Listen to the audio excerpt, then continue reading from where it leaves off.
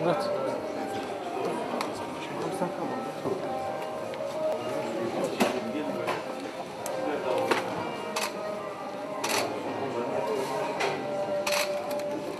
Bu şeyler güzel oluyor.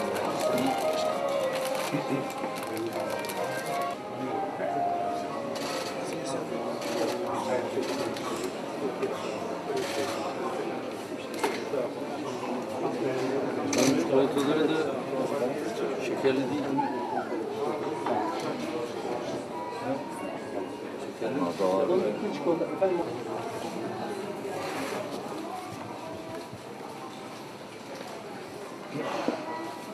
Müsaade eder misiniz? Tek çekelim ki. Biraz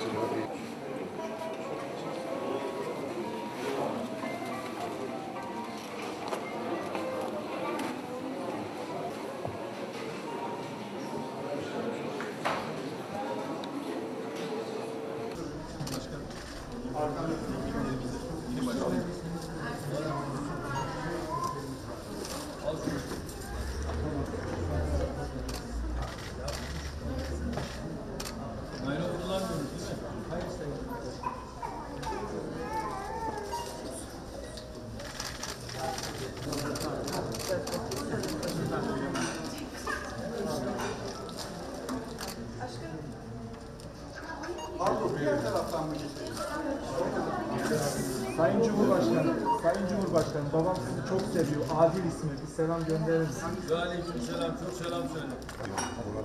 Bak, şimdi şöyle çıkalım. Allah yardımcımız olsun inşallah. Sağ ol, bugün alışverişe çıktık. Hayırlı olsun.